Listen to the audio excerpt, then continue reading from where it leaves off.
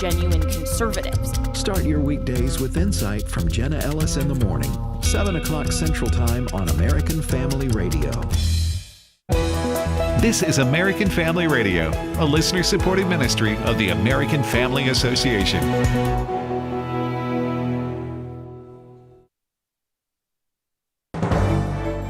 American Family News, I'm Rusty Pugh. Speaker of the House Mike Johnson predicts the partial government shutdown will end tomorrow. He's having conversations with Republicans over the next several hours to get them to back the Senate package.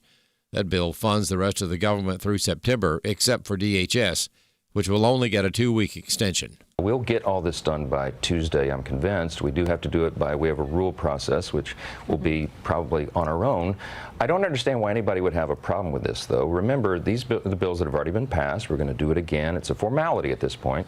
The Homeland Security bill is important, and we have important negotiations. The president is leading this. It's his play call to do it this way. President Trump struck a deal with Senate Democrats, but there's a possibility House Republicans might have to pass this on their own. House Minority Leader Hakeem Jeffries wants negotiations regarding DHS to begin now, not over the next 2 weeks. It was a meaningful step in the right direction, certainly the separation of the 5 bipartisan bills, which in our view promote the health, the safety, and the economic well-being of the American people, need to move forward. What is clear is that the Department of Homeland Security needs to be dramatically reformed. We need to make sure that there are complete and independent investigations.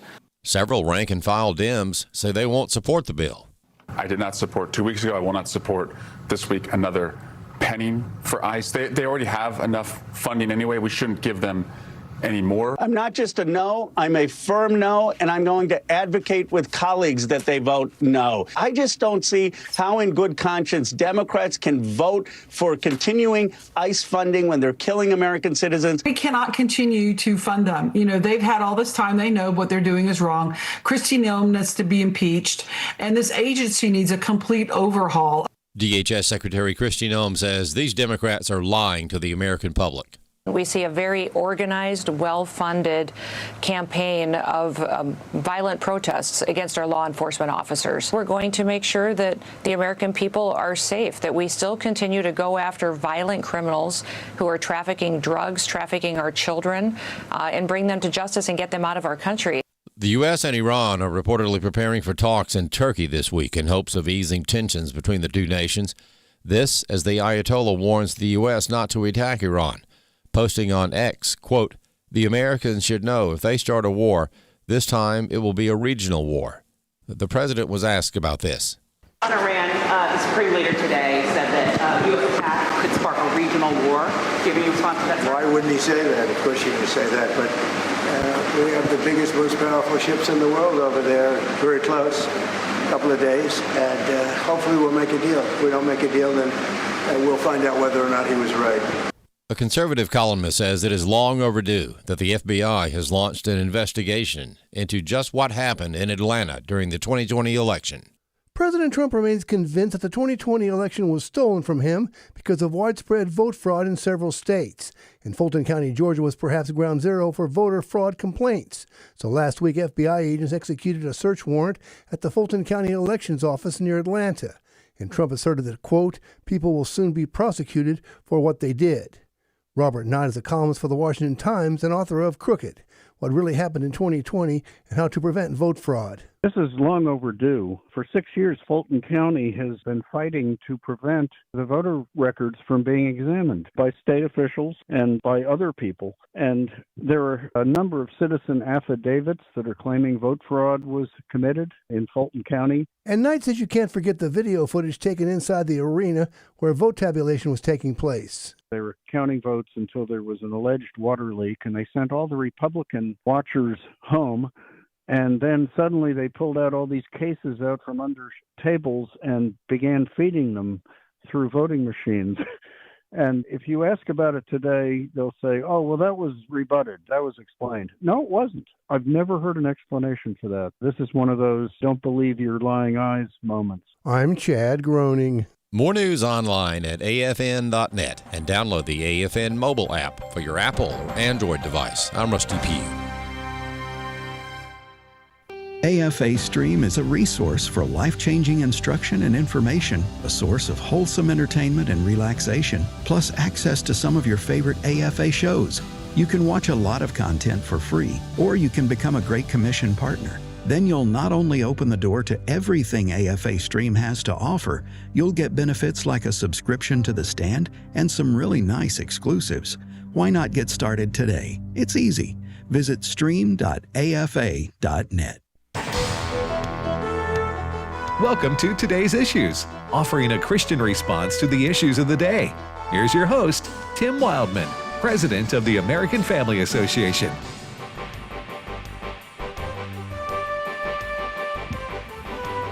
Hey, good morning, everybody, and welcome to Today's Issues on the American Family Radio Network.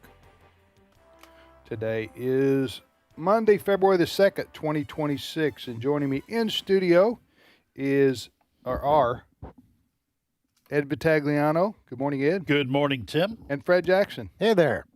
I did get my verb right? Yes, we are in here. But if I'd have said Ed Vitagliano is, and then I said... That's true.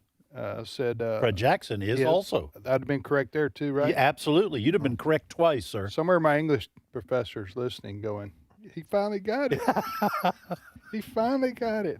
All right. Anyway, thanks for joining us, everybody, on the program today. We hope you had a great weekend. And before we jump into the news of the day, we wanted to report on our preborn campaign from the last couple weeks. Preborn, of course, is the organization that provides ultrasounds all over the country, free to pregnant women, many of them teenagers. And the idea is to offer them a free ultrasound so they can see the baby for themselves. And a lot of the time, the majority of the time when this happens, the young ladies who are pregnant and didn't plan it, that they choose to either keep the baby or they give the baby up for adoption. And either way, the baby's life is spared. Okay, and that's the goal, because we are a Christian organization. Preborn is a Christian organization, and we believe, as the Bible teaches, that every human life is valuable in the eyes of God. And so this doesn't have anything to do with laws or the Supreme Court or executive orders or anything like that. This is something we can do, and is one of the most pro-life things you can do, and it doesn't, all it requires is a little cash. Right. And evidently our listeners at American Family Radio went above and beyond our goals and expectations the last couple of weeks. We wanted to, in this partnership campaign with Preborn, we wanted to hit the 5,000 mark. That was 5,000 ultrasounds, and we got not only met our goal, we exceeded it. 6,238 free ultrasounds for expectant mothers, and we are just very thankful to God for what He did and what our listeners did in giving to this campaign, because this is a really big deal what Preborn does, because so many young women, they're under tremendous pressure oftentimes with an unexpected, maybe even unwanted pregnancy. They're being told it's not a baby, it's just, like your appendix, just a blob of tissue. They get that ultrasound and they see that baby. They see this precious child sucking its thumb, moving around in it. They hear the heartbeat. It kind of gets through the lies that the pro-abortion crowd has been telling young women, and that's why it is so effective in getting women to save their babies. Hey, one related story to this. So one gentleman, I think it was last week, maybe it was a week before that, but one gentleman came by our offices and donated $15,000 in cash to Preborn. To Preborn. Yeah. $15,000 in cash. So after my commission and yours, Ed, that left Preborn with... It left Preborn with $15,000 cash. Yes. Yes, that is true. I was only kidding, folks. I know. I was only kidding. No commission taken here. $15,000 in cash that was brought by our offices went directly to our campaign. And we tell people during the campaign, American Family Radio and Preborn, every dime that's given goes to Preborn. Amen. Yeah. There's another a significant percentage of those girls that have the ultrasound decide to keep the baby also accept Jesus Christ as their personal Savior. There's a lot of salvation. It is a gospel ministry. Yeah. It goes beyond the ultrasound. So. Amen. Also wanted to mention that we are following the story here in North Mississippi after the ice storm.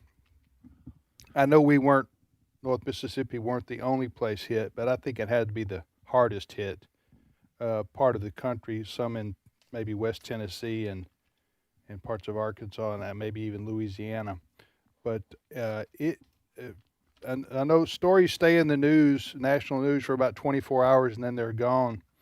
But the pictures coming out of here in this area that we live in, not so much Tupelo. Tupelo was spared the worst of the ice storm, but you go west of here and north of here, as I say, into other parts of the state of Mississippi.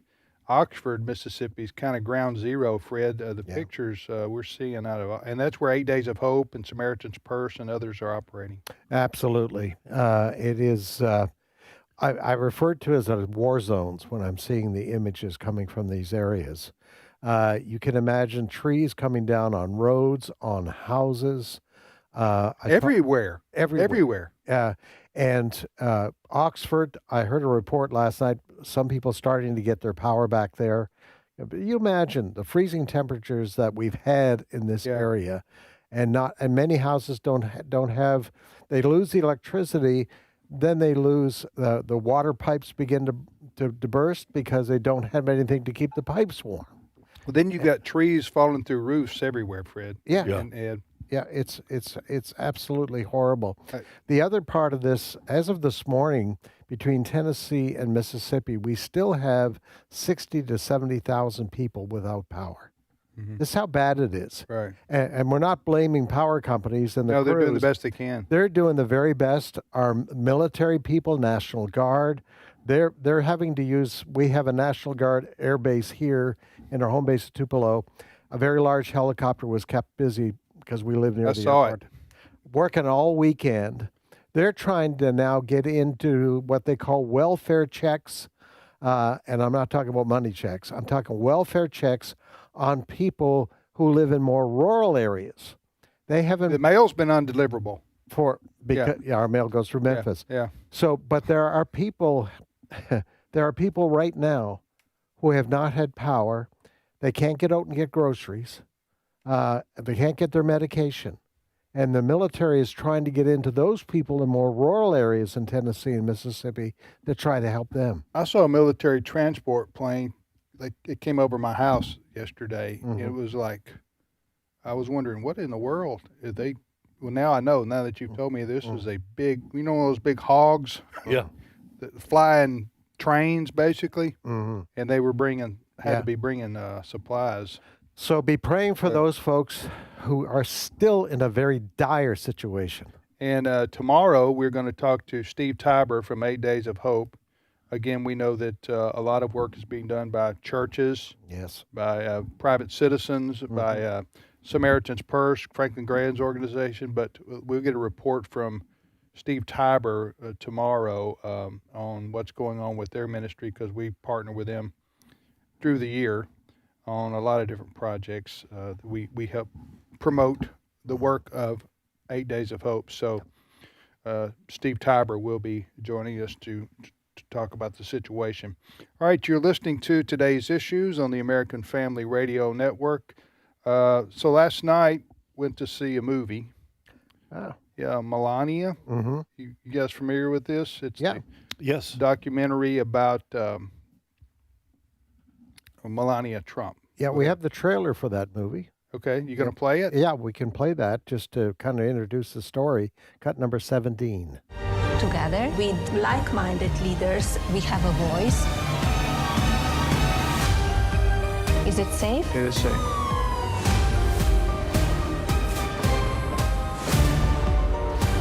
Everyone wants to know. So here it is.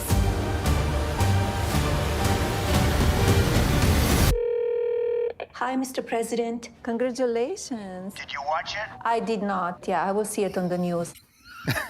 Yeah, that was a funny part of the movie.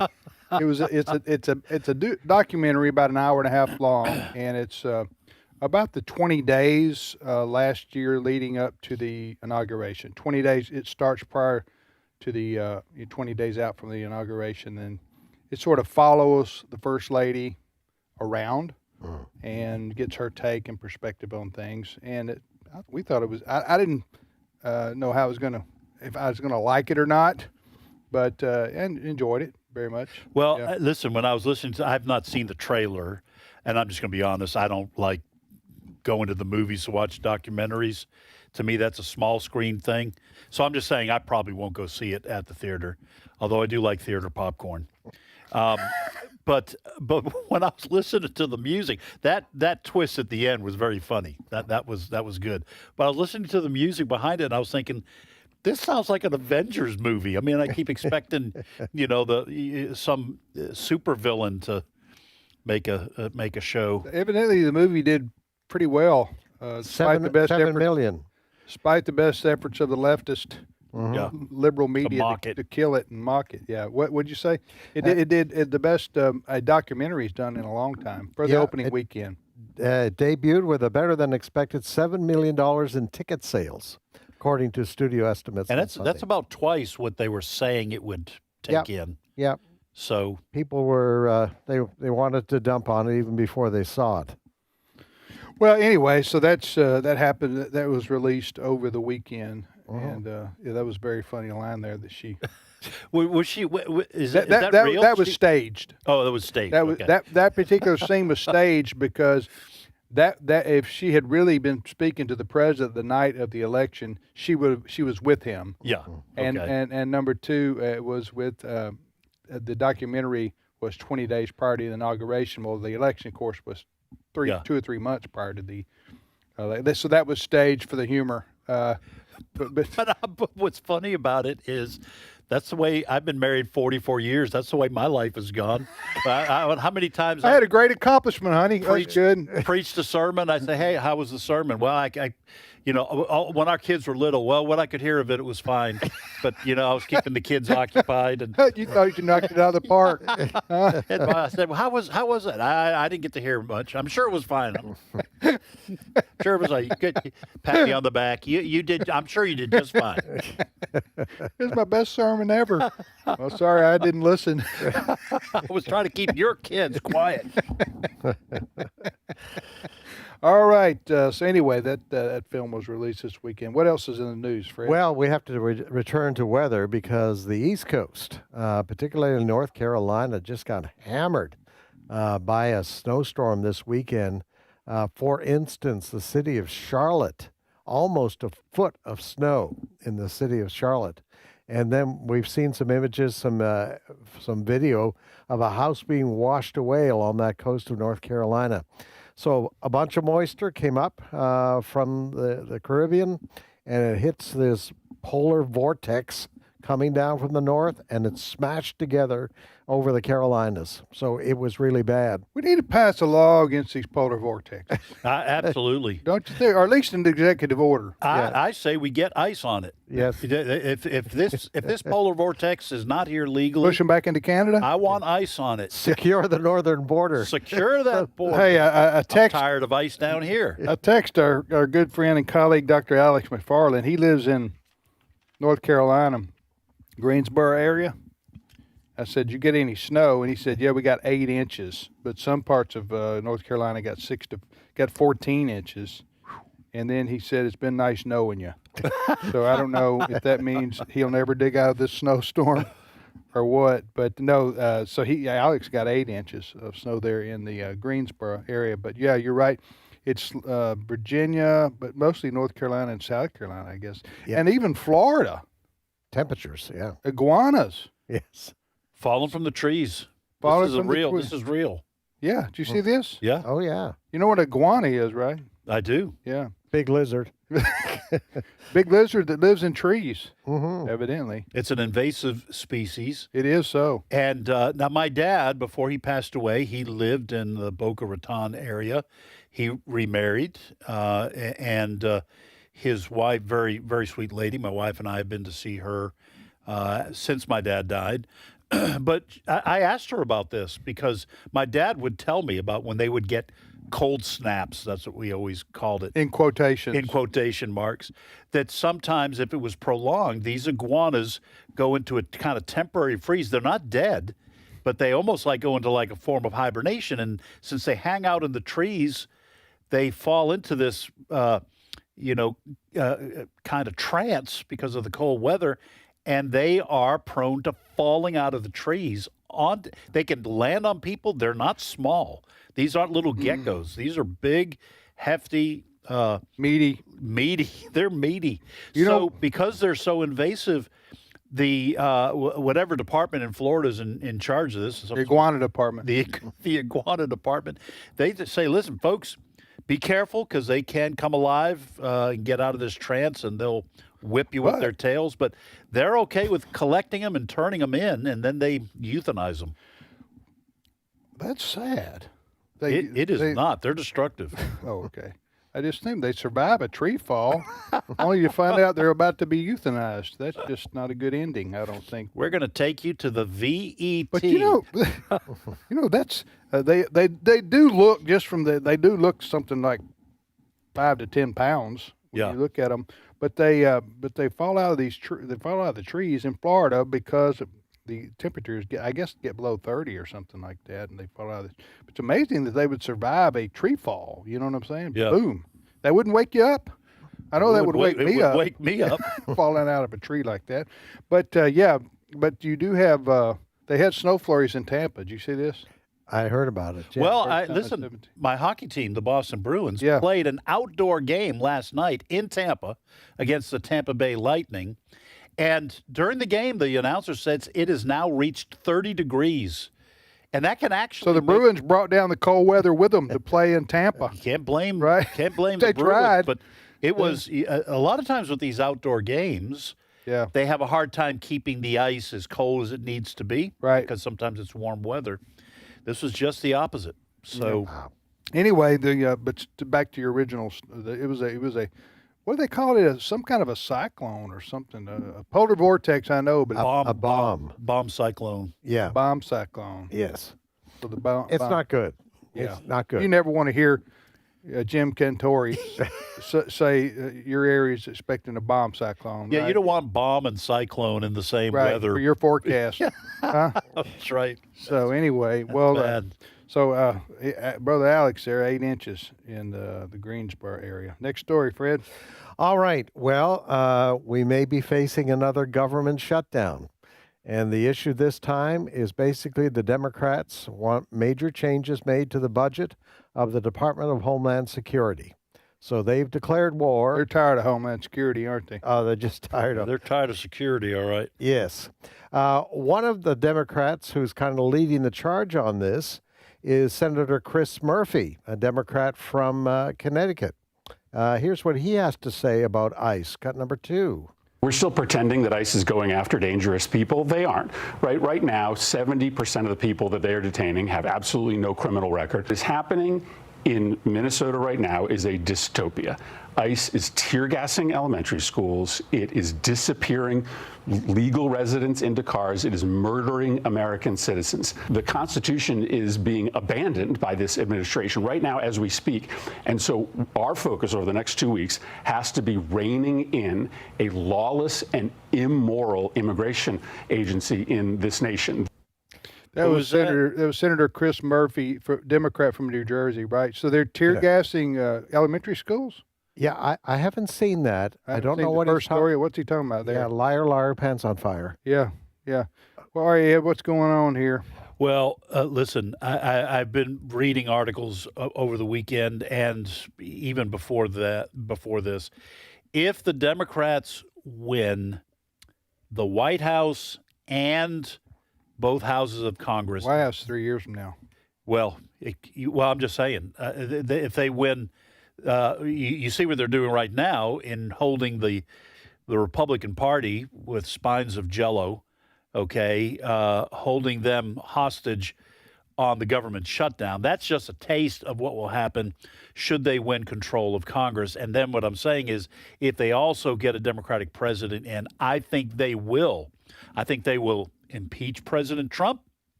I think they will try to get rid of ICE. I have no idea whether they will try to replace it with another agency has a similar. Can I stop you right here for just a second? Just to be clear, Mr. Vitagliano, yes, on your testimony. Yeah. I've always wanted to play the part of a lawyer. So what you're saying is, if the Democrats get control of the House of Representatives in November, yes, then when they are seated next January, you're saying they will impeach in the House President Trump then. Is that what you're saying? I absolutely think Okay, that. okay. And I think it will be over ICE. I think they're setting the stage now with this rhetoric for trying to paint ICE as a fascist, Gestapo-like government under orders from a Hitler-type figure, President Trump, so that if they do take the House, they will impeach. Now, that doesn't mean he'll get convicted in the Senate, but they love to try to humiliate President Trump. But I think they will eventually want and try to move to eliminate ICE altogether. Looking at an article here, just pulled it up on Fox News. Philadelphia's Democrat prosecutor, Larry Krasner, he's saying that if Democrats take power, that they should launch criminal investigations and hunt down, his words, ICE agents for prosecution, which I don't think you're going to go anywhere with that. I don't think you can prosecute ICE agents who are acting under legal orders under a legally elected president. But this is the kind of hostility that we see on the left. All right, what's the solution here, Fred? Well, I think the solution is, and we're focused on Minneapolis right now. That's kind of ground zero in this battle, and I think what's going on here, the Democrats know they have the media on their side for the most part. So you're getting a very one-sided story. The polls are showing this, that the support for DHS has gone down dramatically because of what is being shown coming out of Minneapolis, the story that's being told. So the question is now, we know that Tom Homan went in there late last week. He's Trump's border czar. He goes in and he says, I have had meetings with the governor of Minnesota, Tim Walz. I've had meetings with Jacob Fry, the mayor of Minneapolis. I've been meeting with some of the local sheriffs. Now, the indication that we got from Tom Homan's news conference last week was they were at least shaking their head, yes, I think we can work with you, Tom Homan. And Tom Homan was saying, if you would just let us know when you're about to release one of the bad guys, illegal immigrants who've committed crimes from your jail, we'll send a couple of our guys over, we'll arrest them there. And if you work with us, Tom Homan says, we can downsize the 3,000 roughly DHS people we have in your city. However, within hours after Tom Homan's news conference, we had Jacob Fry. He was at a mayor's meeting, I think, in D.C. He says, no, there's no agreement. And then the Attorney General of Minnesota, Keith Ellison, he comes out and says, no, we have no agreement with Tom Homan on this. They just want DHS. Did Tom Homan just make this up? Well, I think Tom Homan's a good man. I don't think he made it up. But I think the Democrats, the leadership of there in Minnesota, the Democrats, they want the fury to continue so they get these images. This will help them in the election, or they want DHS out of town altogether. Well, we'll talk about this more when we get back from the break. I do think that President Trump and his administration are on their heels on this one. And I don't know how exactly it's going to go. I do think sending Tom Homan to Minneapolis was a very smart move. because of his experience and his ability to get things done. But anyway, we can talk about this more when we get back, because this is a big deal for a lot of people who voted for President Trump. Right.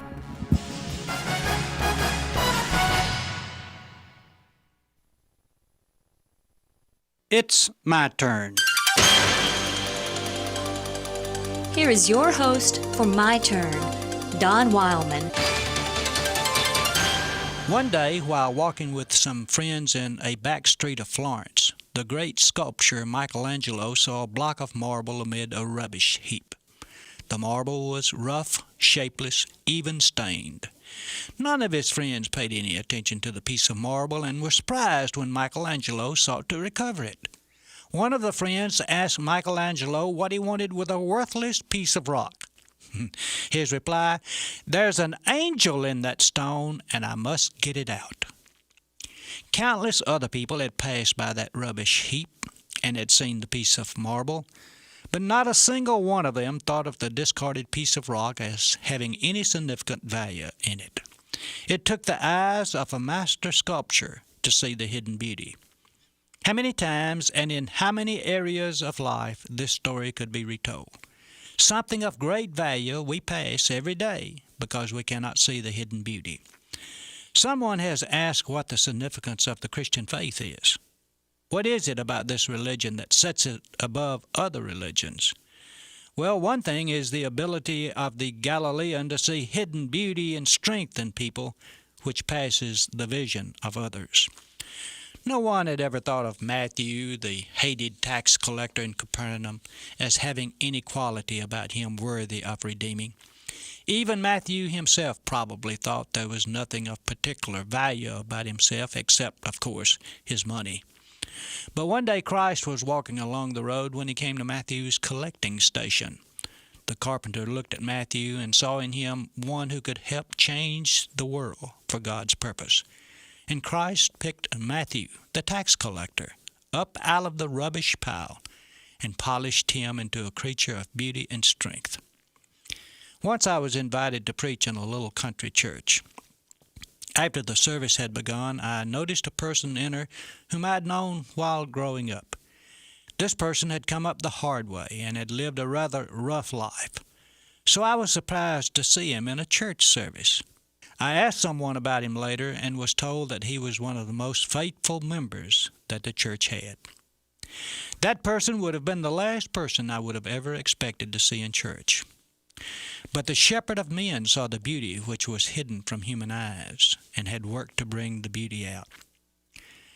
What is it which is so special about this Christ we follow?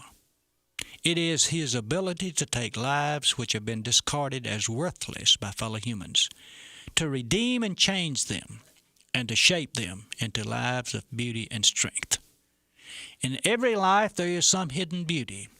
Every person has about him some of life's greatest qualities.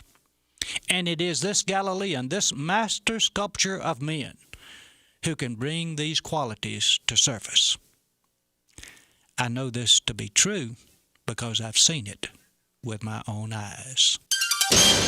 This has been My Turn with Don Wildmon, a production of the American Family Association.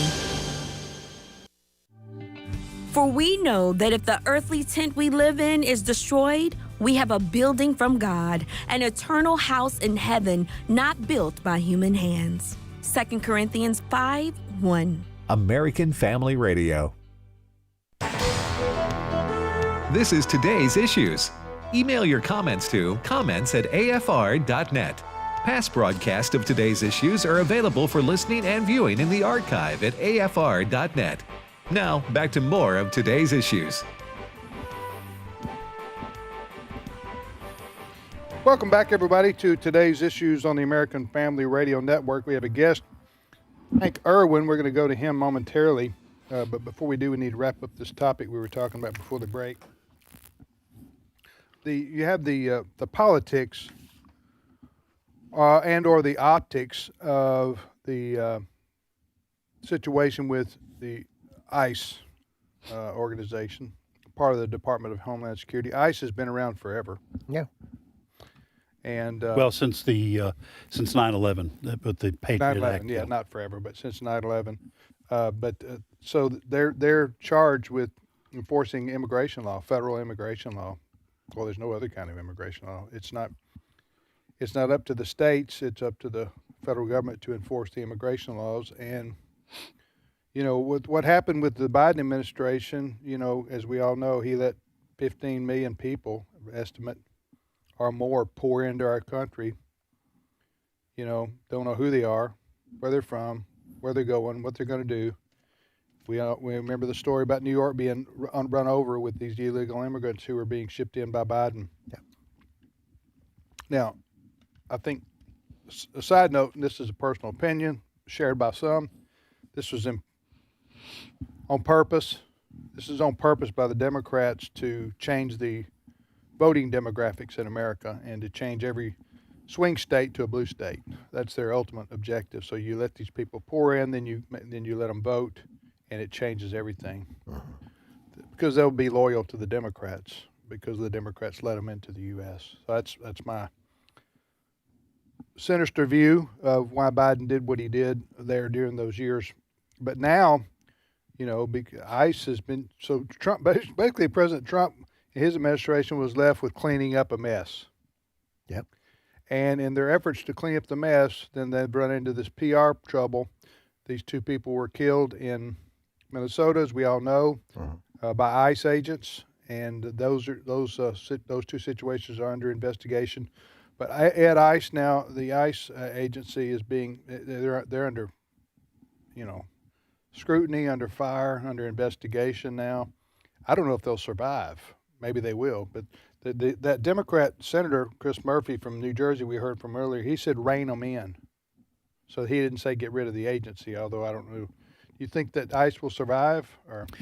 I don't know. And then who enforces our immigration? It used to be Immigration Naturalization, I think, Service, INS.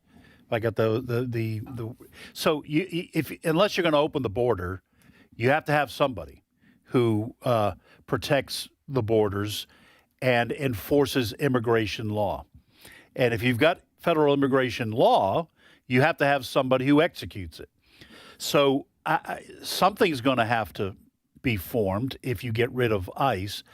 I think you can get away with the ICE process that they've been engaging in by picking up. They've been doing it all over the country successfully and without any problem in cities that are cooperative.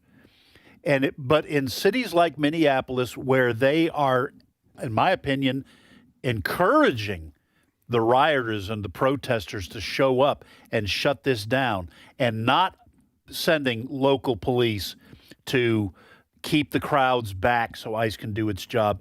If you have a local government like Minneapolis, essentially part of the resistance, it's very difficult for ICE to do its job. We've said on this show many times, you've got to incentivize. The best way to do this is you incentivize people to leave on their own, to self-deport, offering them money to go. You have to de-incentivize them to stay by telling them, you're not going to get any welfare, you're not going to get any benefits, you're not going to get health care, you might as well go home. And then for the very worst of the people who are here, you've got to have ICE or some group like it, some organization, some agency like it, grabbing these people who are criminals and violent offenders and get rid of them. And to me, that's the best way to do it. But we've got almost only ICE doing the work, and you've got to incentivize and de-incentivize at the same time. Yeah. Does that make sense? Yeah, of course, criminals who are here illegally, they're not going to self-deport. No. ICE, you need ICE for them. Yeah. Well, all right, we can talk about this more later, but there's a PR battle going on in town, too, between the Trump administration and the liberal news media. And the Democrats are seizing on the optics of what they would call, they call it Gestapo-like. Yeah. efforts. Of course, as I've said many, many times, when you show police work live, it never looks pretty. Right. Because ICE can't go knock on the door. Hello? Yeah, anybody? Is so-and-so here? Well, we'd like to, listen, we're going to go back out to our car, and we're going to wait and let him pack his bags, and then we're going to go down to the detention center. So if you could just tell him we'll be waiting out here on him, then we can do that. So is that going to work? You think that's going to work? No, that doesn't work. Yeah. But to your point, going and forcing someone to come out doesn't look good. No, you got 100 cameras out, and the ICE agents have to have masks on. Yeah, otherwise their families are in danger. Right. That's the reason they're having to wear masks now. Yeah. They're being doxxed, and their families are in danger. And it's one of the demands of the Democrats is they want those masks off. Yeah. But I mean, the agencies say you take that mask off, they'll be killed. Yeah. Then the image will be picked up. Their families are in danger. Can you imagine? Tom Homan was saying at his news conference the other day, some of these guys, these ICE agents have been there and doing this work for 8 months. Can you imagine every day you're being spit on, literally? You're being confronted on a daily basis. He says they need to go home and rest and get away from this. Well, in the case of Minneapolis, these agitators were coming to the hotels they were staying at. Right. Yes. And trying to go after them there. They were beating up people they thought were members of ICE. Yeah. Sometimes there were people who were actually going to the protests. Yeah. But they thought they were ICE, and they were trying to say, no, I'm not. And they were getting beat up anyway. Yeah. All right, you're listening to Today's Issues on the American Family Radio Network. There is something called the Great American Prayer Event 2026. It's going to be held in March, and one of the gentlemen who's responsible for this is Hank Erwin. He's president and founder, and he joins us now. I think he's in the Nashville area. Good morning, Hank. Hey, good morning to you. How are you? Good morning to you. You were, many people know your voice from many, many years on the air at WDJC in Birmingham, right? That's right. Yeah, we had some great times. I remember your daddy well. I remember Don, and remember all of the good things that he stood for, I stood for, and I'm so glad that your organization keeps going, man. Standing strong, speaking up for the Lord makes me mighty proud. Hey, what decade have you reached here? In your, I'll ask it that way. I'm in my 70s now. Yeah. Yeah, I know. Yeah. I know you've been around and have been a strong Christian leader in the state of Alabama, serving in the state senate over there as well. Tell us about this event you've been promoting here. What's this about? All right. First of all, let me. I was listening in on your conversation about ICE, and this is what I'm going to tell you is perfect for what we've got to do. Let's keep our eyes on the main thing. And the one thing you got to understand about the idea of politics is the left is always going to try to cause chaos, because chaos gets people upset, chaos gets people fussing, chaos gets everybody in a turmoil, and as a result, you pull everybody and everything into the chaos. And no matter how you try to stop it, if you get focused on it, they're going to pull you in with the emotion, and all of a sudden you're going to be in that cauldron too. We choose not to do that. We recognize that's a tactic. So we have chosen the antidote, and the antidote is the Great American Prayer Revival. When men and women get their mind focused back on Jesus Christ and the power that's in his name and the power to change people and start speaking about his solution to the problem, all of a sudden the left loses its leverage and loses its emotional pull, because a greater answer is being proposed. So we are doing the Great American Prayer Revival. We are saying, starting March the 1st through the 4th, we're going to emphasize prayer and revival and getting right with Jesus, getting rededicated and rededicating our country to following Jesus as the way, the truth, and the life. It's amazing what happens when people get focused back on the Lord instead of focusing on the chaos. I remember back in the 60s when we dealt with all of the radicals and the zippies and the hippies that were trying to destroy our country back in the 60s because of the Vietnam War. And they were, when they did the Chicago riots in 1968, everybody thought the end was near. No, it didn't happen. And you know why? Because the Jesus movement stood up, and the Jesus movement took another answer to the streets and took the steam and the energy out of the radicals, and they collapsed. And as a result, they faded away, and we never heard from them again until today. And now they're back in a new version called Antifa. They're back in the new version of chaos. So we are saying the Great American Prayer Revival is an answer, and it works. And we're going to have it in all 50 states. It starts March the 1st with a prayer meeting, unbelievable, all over the United States and every state in the Union. And it is going to be the first ever attempted national revival in American history. And remember this, when revival comes, crime goes down. When revival comes, chaos vanishes. When revival comes, peace and harmony return. Families go up.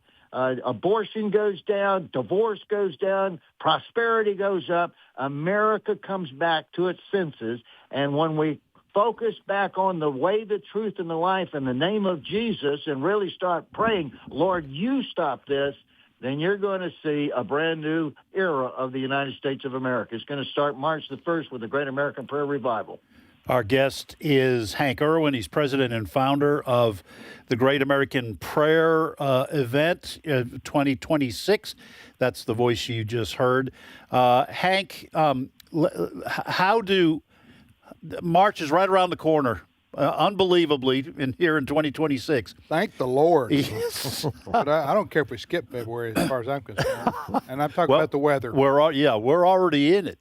So, Hank, what do people do? Let's say there's people listening, I'm sure there are, who are very excited about what you're talking about. They want to participate.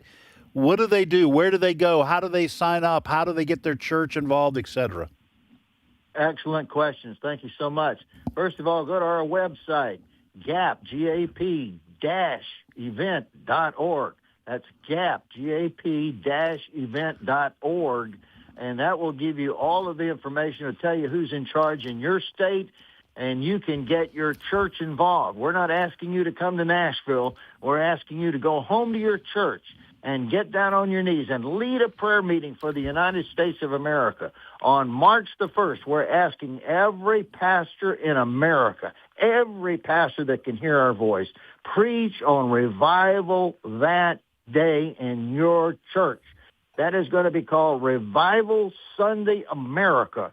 When we talk about Jesus is the way, the truth, and the life, he's the answer to our problems.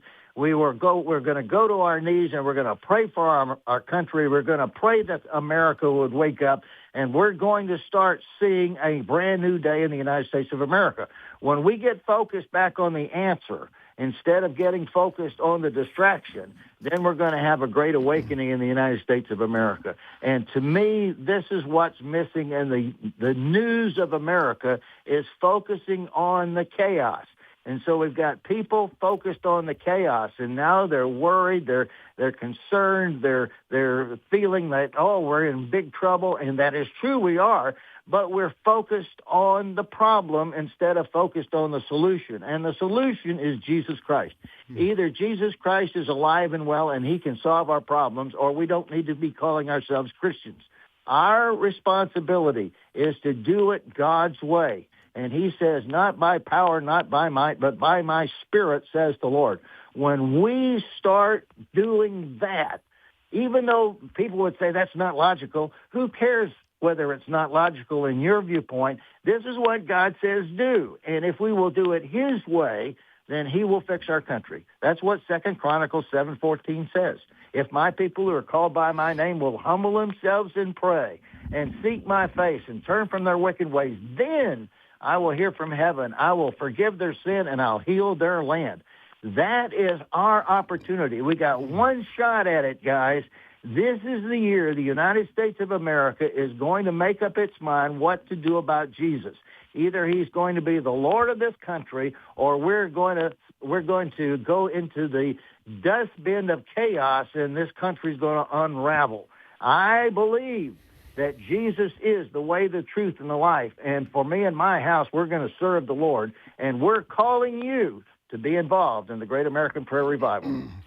Hank Erwin, E-R-W-I-N, president, founder of Great American Prayer Events in talking about 2026 in March. Well, Hank, listen, thanks for being on with us.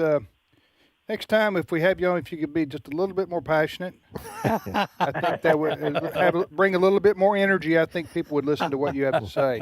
All right, man, I'm proud of you guys. Right. You keep up the great work. You guys, preach on. All right, Hank. Thanks so brother. much. Hank Erwin there joining us from Nashville, TN. I've known him a long time. His sons are the movie makers, the Erwin brothers. Oh, okay. I did not know that. I didn't draw that connection. But you've heard of their film. Oh, yeah. So, folks, gap-event.org. Gap-event.org is where Hank was telling people to go to get involved in this event. All right, back to the chaos. No, I wanted to get back one more point of emphasis on this story, because this is a big national story involving how we're going to deal with immigration, illegal immigration in this country, because President Trump ran on this. Yes. He ran on this, and the American people considered this one of the top two issues that his platform was, and that is stopping the out-of-control border, which he did day one. He and his administration did. And number two, massive, he called it a mass deportation effort, dealing with all these people who came here to our country, especially during the Biden years, illegally, and just went everywhere. So what I wanted to say about this, though, is we're at a critical moment, because it appears, and I'm not criticizing President Trump, understand, I'm just acknowledging a reality of what's going on here, because I don't know how to process all this yet. But he's backing off. Okay, by backing off, here's what I mean is, yesterday he sent Tom Homan to Minneapolis, and he said de-escalate. This is Trump's words. He said he understands both sides about the situation with the death of Alex Pretty. Sorry. So when he said understands both sides, he's not definitively in favor of. He's saying that ICE may have made a mistake here, may have. Okay, and then the third thing he's done is he said yesterday that he's not going to send federal agents in to deal with riots in blue cities, unless asked to by the mayors. Which I thought that was kind of an unusual, didn't he, Fred? Well, yeah, I'm not sure. We're not sure exactly what he meant by that, because his Homeland Security Secretary is saying we're not, Kristi Noem I'm talking about. She says we're not backing off on this.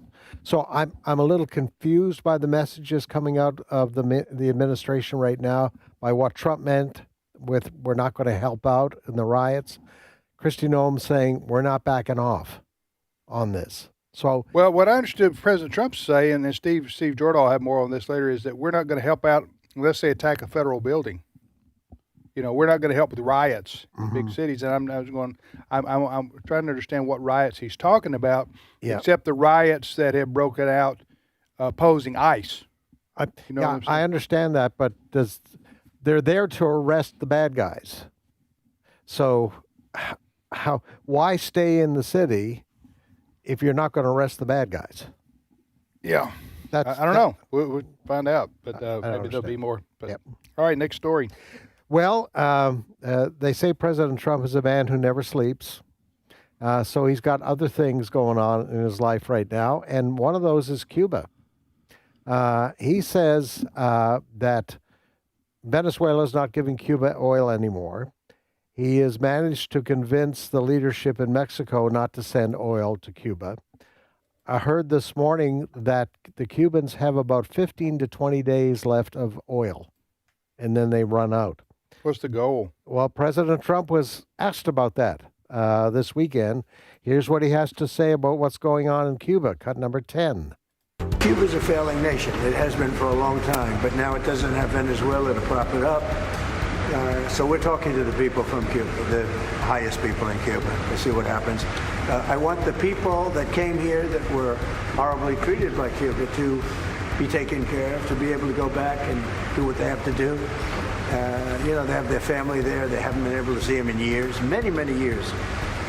So I think we're going to make a deal with Cuba. So he's putting the squeeze on Cuba with oil so that they don't have gasoline, right? Yeah. For their 1950s cars. That's right. So that he hoping to bring down, well, he said make a deal. I'm not sure. Trump uses that language a lot. I don't know. Does that mean a deal mean changing of the communist regime in Cuba?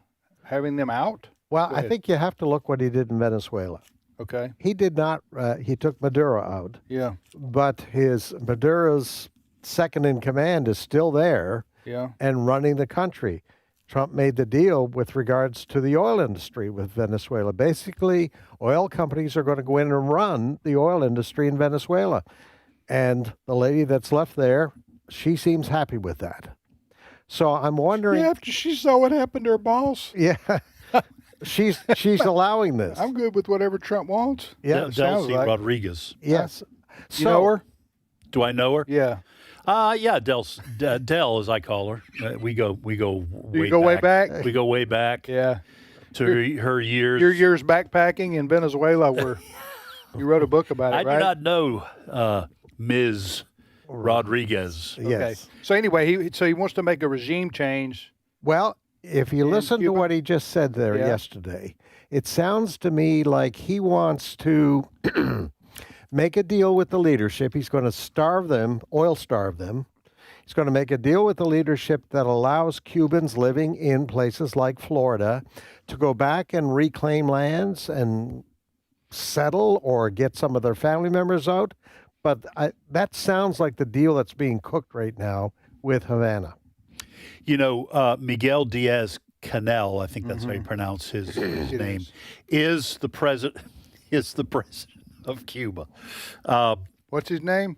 Miguel Diaz-Canel. So all the Castros are gone? He's the first, and he's the communist, he's the first secretary of the Communist Party. He's the first communist leader of Cuba since the 1959 revolution who's not a Castro. So, listen, this is, if Trump can pull this off, if President Trump can pull this off and get the president of Cuba to agree to open that country up and to allow investment, I don't know how Canel can survive being a communist and do that, but that would be a huge victory for President Trump. I mean, that would be astonishing if he can get Cuba to open up and to eventually move away from communism, like you're talking about, Fred. Listen, that alone should get him a Nobel Peace Prize. Although I don't know that they'll ever do that for him, without any arm twisting. He may have to invade, Fred, you've been to Cuba. Yes. Beautiful country. Beautiful country. We traveled from one end, Havana, right to the eastern side of it. They do let Christian missionaries in, right? They let Christian missionaries in. They watch you very closely. We were stopped a number of times as we were transiting along, and they come in and they check the buses and all that sort of thing. But it is a beautiful, beautiful country. Mountainous, farms, you name it. It's just got incredible potential. Yeah, especially like in the Caribbean, it'd be a great tourist magnet. Oh, yeah, absolutely. So, well, President Trump is reshaping the Western Hemisphere. Yeah. He is. And in his spare time, he's doing something with Iran. His spare time. That's, yeah. But he can't do that between the hours of 1 a.m. and 5 a.m. He has to get his rest. He has to get his 4 hours of sleep. I doubt it's 4. I really do. I doubt he's getting 4 hours. All right, we'll be back In 5 minutes with Steve Paisley, Jordahl. We got a lot more news and current events to talk about. Stay with us.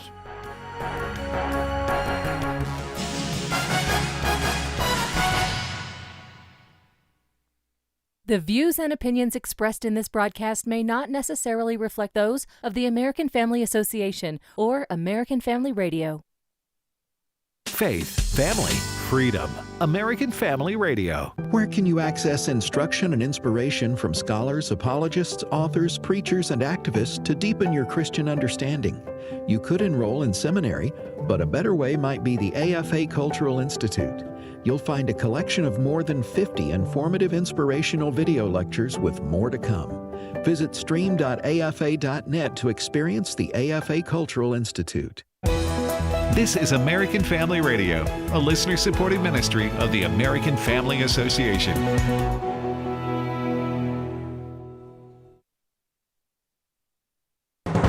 American Family News, I'm Rusty Pugh. The international oil market is responding to tensions between the U.S. and Iran and President Trump's takeover of Venezuela's oil industry. Grady Trimble has more. Despite the distance between Iran and Venezuela, about 7,500 miles, developments in South America are directly impacting Iran. President Trump says the U.S. has struck a deal with India in which that country will buy oil from Venezuela instead of Iran. And oil prices fell after President Trump signaled his administration is in talks with Tehran to avert further strikes there. Oil markets were concerned about a potential strike and how that would limit oil supply. It looks like the partial government shutdown is going to continue through at least tomorrow. House Democrats say they won't commit to voting for a funding package agreed to by the president and Senate Democrats. That package would only fund DHS for 2 weeks. Time to negotiate ICE reforms Democrats are demanding. House Minority Leader Hakeem Jeffries on ABC's This Week. Body cameras should be mandatory. Masks should come off. Speaker Mike Johnson tells Fox News Sunday there may be enough votes among Republicans to pass it on Tuesday without the Democrats. We have to allow ICE to do its job. We have to allow Border Patrol to do its job, and we're going to make sure they have the funding to do that. But the winter storm that hit much of the U.S. this weekend may keep some lawmakers from getting back to the Capitol in time for that vote. In Washington, Jill Nato, Fox News. House Republicans brought forward a bill last week called the Make Elections Great Again Act that would require voters show photo ID and verify citizenship before casting their ballots. The bill's sponsor, Wisconsin Congressman Brian Stile, says Americans will already be familiar with the process. It's actually very similar to what takes place if you go to sell a car in any state across the country. If you have a name change that's in process, you bring the proper documentation with you. We want to make sure that it's easy to vote and hard to cheat. Meanwhile, the deadline has come and gone for travelers who've been flying domestically without real ID compliant identification cards. Jeff Manasso has more from Chicago. Real ID began being fully enforced last May, those without it given a warning until Sunday, when travelers without an acceptable form of identification like Real ID or a passport began paying a $45 Confirm ID fee. TSA says 94% of flyers are compliant, like these we ran into here in Chicago. I think they need to fix things a little bit. Realistically, I don't think it's the biggest deal. An important note, the Real ID $45 fee is only valid for 10 days, so people without proper ID traveling for 2 weeks will have to pay twice. You can update your state IDs at your local DMV. The Real ID Act was passed by Congress in 2005. The ministry known as 8 Days of Hope remains hard at work helping people across the country.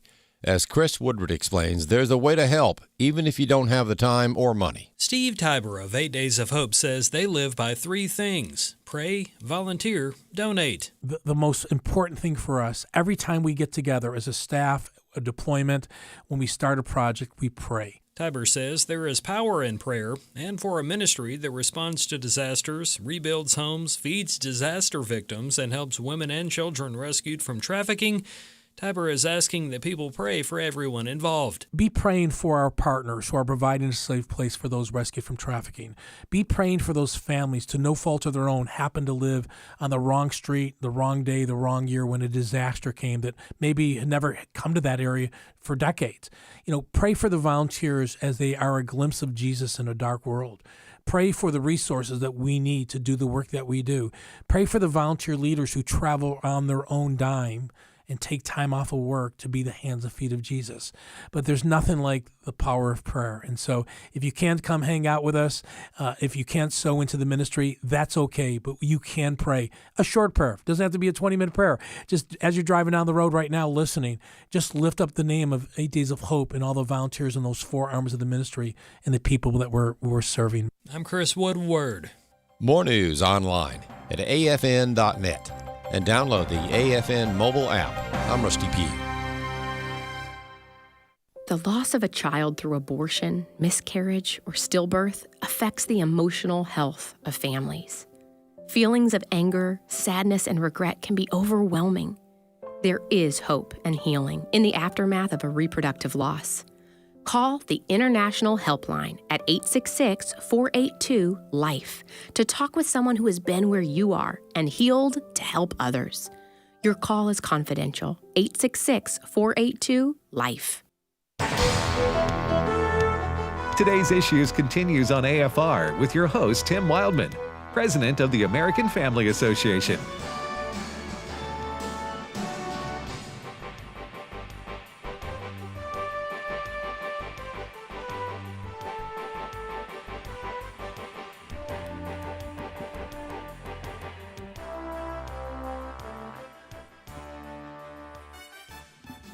Hey, welcome back, everybody, to today's issues on the American Family Radio Network. Tim, Ed, and now Steve Paisley Jordahl joins us. Good morning, Steve. Hey, good morning, everybody. And folks, as always, we thank you for listening to this show, today's issues, and to listening to American Family Radio. All right, Steve, what's going on with you, brother? Well, as far as me personally, everything's well. My wife starts a new job. She started a new job this week, and I couldn't be happier. She's going to be an ICE agent, right? Yes, that's, and I'm sending her off to Minnesota, and she's going to represent the family well. Okay. You guys. Yeah. No, you care to tell me what? Well, no, my wife is a speech pathologist, and she's going to be starting with our local hospital chain here in North Mississippi. Good. And we've been praying about maybe some changes for her, a little better work-life balance. I mean, this is not for talk show stuff, I guess, but you asked me how I was doing. Yeah, that's what's going on in my life. Well, wish you the best. Wish her the best. Thank you. Yes, I do too. All right, what's your first story? All right. A very important trial. Jury has awarded $2 million to a gal by the name of Fox Varian. Fox Varian was a gal who, at 16, was talked into having gender transition surgery. A psychologist talked her into it, and a doctor took off her healthy breasts, and she got to be a majority age and decided that that's not what she wanted to do, and she sued, and she won $2 million in this verdict. And my suspicion is that we have seen the last of minors being mutilated by woke doctors. You just can't afford this. Well, first I want to say that Fox Varian is one of the coolest names I've heard in a long time. It is. I mean, that's just superhero stuff. That's superhero stuff right there. But I think you're exactly right. I think that this kind of lawsuit has the potential to completely deconstruct this fake medical movement of transitioning confused individuals from one gender to another. Now, the case that we're talking about here, and this is in New York, so this isn't like in Texas or Florida or someplace where you might expect something like this. The reason Fox won this case was, what was the argument? By the way, this is a girl, right? She was a woman, yes. Who transitioned to become wanted quote to be unquote a boy. Male. Okay, so this young lady, she and her attorney charged that fake science was used, or she was told she must, or she feels like she was deceived by claims that this was medically possible and scientific. What was the the jury argument? held the doctor and psychologist responsible for ignoring standards of care and procedural guardrails by pressuring the minor into addressing gender dysphoria with permanent surgery. That's what the jury said. Okay. So basically what they're saying is 16, you're not old enough to make life-altering decisions for yourself based on this. And it was a malpractice suit, so... I think this is a winner going forward in most cases. There may be some cases where the young person, might be determined to have been old enough to make the call. But I think that when you get people like, I'm guessing Fox, this young lady, was talking about how she, like you said, felt pressured. She didn't know where to turn, so she believed what these people, medical people and mental health people, were telling her, and then she discovered that she was going to that she grew out of it. She grew out of her confusion, but now her body is permanently changed. As most will. I just want to say one last thing. I think that is going to that is going to sell. So I hate to use that language, to juries. I think juries are going to go, yeah, this is wrong. And I think that you're going to see more lawsuits like this succeed. The lawyers pointed their finger at Einhorn, who is the psychologist, saying he drove the train and was putting the idea in Fox's head that she needed to change her gender with surgery. That, according to a report that was filed. Her mother, Clarion Deacon, Varian's mother, testified that she was against the surgery but consented to it because she was told her daughter might commit suicide. Yeah. That right there, that's a crowbar that a lot of these people who I feel are they're pushing an agenda of transitioning young people. And you tell a parent that if you don't do this, your kid not only be unhappy, your kid will be so unhappy, he or she might take their own life. Yeah. What parent's going to say no, especially if the person sitting across the desk telling you that is a doctor? No, I agree. I think it's groundbreaking. And again, I believe that this is going to be the end of it. They're just... was this person a minor when the surgery was done? 16. Yeah, then that's yes. Yes, the answer is yes. Okay, then absolutely, I think at least that much will be true. I think you guys are a lawsuit against a doctor in a hospital, perhaps. I don't know if the hospital is included here, who performed a sex change surgery on a minor. Then the minor gets to be 21, 23, 25 years old and goes, what in the world did they do to me? Right. I wasn't of age. I couldn't consent really beyond my, just saying, yes, do this to me. What teenagers don't have flux in their emotions and opinions and ideas? So that if this person, what's this person's name? Fox Varian, was able to win this case. Yep. I agree with you guys. It would shock the medical world and make these doctors and hospitals who do perform surgeries on minors stop, because they would be they wouldn't stop for ideological reasons, but they would stop because they couldn't afford the insurance, or they would be scared that they would be sued and lose a lot of money. Their lawyers would tell them, don't do this anymore. Right. Social science has been ahead of this game for a while now, with various countries saying that Britain, of all countries, outlawed any kind of procedures against minors in that country a year or more ago. All right, next story. Well, somebody was bound to do this. They set up a social media site just for bots. ChatGPT has its own little social media site. It's a Reddit page. They have allowed humans cannot participate. They can only watch, but they have been watching. And according to this, an AI, it took them 24 hours to create its own religion and started recruiting others. They're calling themselves Crustafarians. they launched the supposed Church of Molt, M-O-L-T. This is Molt book, M-O-L-T book. Yeah. And it started evangelizing. And they've already split. It's just amazing how that works. I'm sure they have. Well, I think Wednesday, Tony, my son, is going to be on. That's right. We were going to say this. That's sorry. That's okay. We'll get into more detail with him, but he was telling me about this yesterday. Okay, after dinner at Granny's.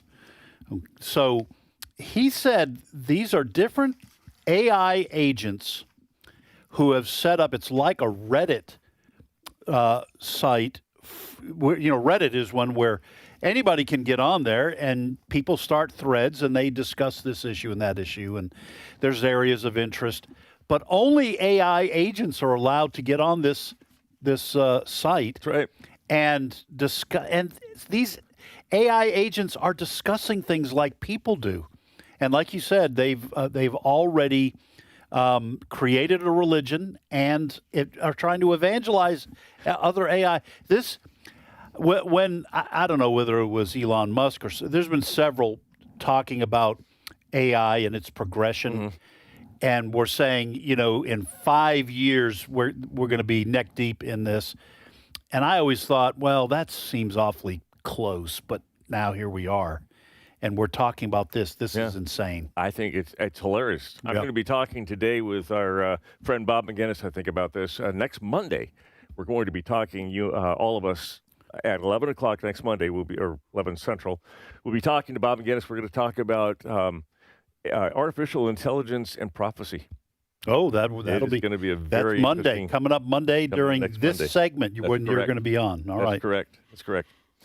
Are you guys big fans of sport? This Friday, the opening ceremonies of the Winter Olympics in Cortina. I Italy? actually like the Winter Olympics, and this is the first time I think in 16 years that NHL players, National Hockey League, are going to be allowed to take an official league-sanctioned break of 2.5 weeks or so that they can go and participate for their national teams. There's a lot of players in the National Hockey League that are not just the United States and Canada, but Germany, Switzerland, Russia, and others. And they're going to be going, Sweden, Finland.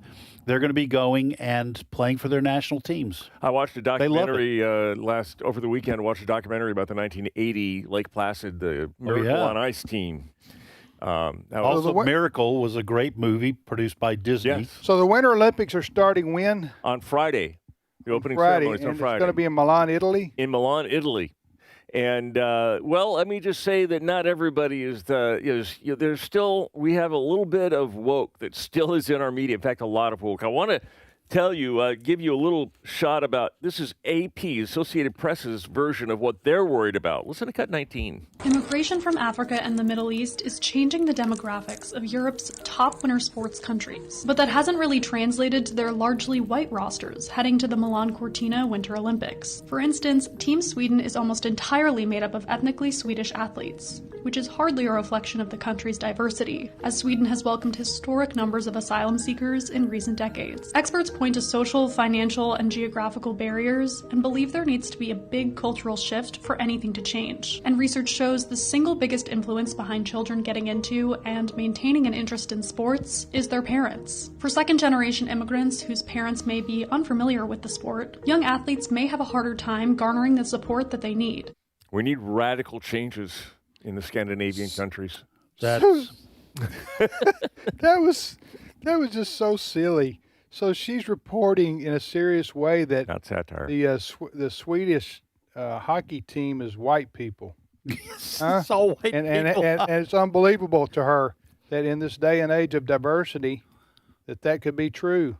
That your team needs to have more black immigrants from Africa on the hockey team. Either you're a racist. Well, look, I do want to say it is possible for people who come from a culture that's warmer, that does not have an interest in winter sports, for them to make the switch and become active in those sports. And I know this because I saw this documentary. Did you guys ever see Cool Runnings? Yes. I saw this documentary. It was a documentary. But no. About the Jamaican ice bobsled. team. Yeah, and that was an actual thing that yeah, happened. We saw it. We saw it. That's the silliness of the woke stuff. She's tried to give a serious report on that kind of stuff. And that would be listen, during the Summer Olympics, you think they ever go to Kenya and go? I'm sorry to report there are no white Europeans on the Kenyan long distance running team, and it's appalling. Yes, to us, why this is, despite the fact that there are 5% of the population, that are white Europeans. Here. Speaking as a white European, you can have it, man. I can't run that far. No. I'm just saying this woke stuff is just, it gets so silly, and these people take themselves so seriously. You know, as we said before, there was a story the other day about we need. I know what it was. There was some people upset because there weren't any of these new coaching hires in the NFL were minorities, and they didn't mention that they've had many minority, black, and I don't know about Hispanic, but coaches have been head coaches in the NFL for a long time, and they will be again. They're just not in this particular cycle. For whatever reason, but it had nothing to do with racism. No, I think an NFL team wants the best coach possible. Yeah. Because they want to win. Yeah, it doesn't matter what color they are. You start winning, you're going to be, look at Mike Tomlin at Pittsburgh Steelers. He was there for, 15 years or so? Won a Super Bowl, won one Super Bowl league. Mike Tomlin was the third coach that the Pittsburgh Steelers had since their Super Bowl years of the 70s. Chuck Noll, Bill Cowher, and until Mike Tomlin. This whole quota stuff and racism charges against it's yesterday's news, and what are we going to do when these people start wanting to diversify the NBA? then we'll find out how serious they really are. Right. They really don't, huh? Right. They have actually. It's called the WNBA. Nobody's watching. Well, but the WNBA is mostly made up of black players too. I'm just saying, and you know why that is? Because they're better basketball players than other black players or other white players or other Hispanic players. So when you have professional athletics, the Americans don't want woke. No. Americans want the best athletes on the floor. So they can watch them play their sport, football, or the basketball, ice. Baseball. Huh? In this case, on the ice. Or on the ice. Listen, there have been and there are black players in the National Hockey League, and teams don't care what color their skin is if they can produce for the team and be a good player, they'll sign them. And I would argue teams don't care in any professional sport, and collegiate too, for that matter. People don't care what color you are. Can you? Are you good at your sport? That's all people care about. So that's why I'm so tired. I wish the NFL would stop there. Maybe they will now. It's ever since George Floyd, they've been doing these social messages in the end zones. A lot of them. Yeah. One of them the other day I saw was "End racism." I thought, how ironic. How ironic. We've got 90,000. White people, 80,000, 70,000 white people paying a lot of money to make millionaires of 80, 90% black athletes on the field, and you've got a message saying end racism in your end zone. You see the irony there? Yeah. And I would say that real racists aren't going to be influenced by end racism in the end zone. I know. And that's, to me, that's pandering. It's a miscalculation, a misunderstanding of human nature. And if you think that kind of a message is going to change anybody's mind, when their heart is already hardened against another group of people because of the color of their skin, you're dreaming. But end racism, the words "end racism" in the end zone is supposed. Also, the other one is it takes all of us. Doesn't say what it takes all of us to do. One of the messages is it takes all of us. Yeah. All right, so next story, Steve. All right, staying with the Olympics, did you know that ICE agents are going to be in Milan? Why is that? You mean American ICE? American Why? Homeland Security ICE They should not be. Well, they're going to support U.S. delegation security. They're going to vet threats, and they're going to mitigate transnational crime while they're there. Is that part of their job then? Yes. Security. Are you serious? I am. ICE agents are going to be there? Yes, and already the politicians have been protesting with the ICE out signs. I thought this was a joke. No, it's not.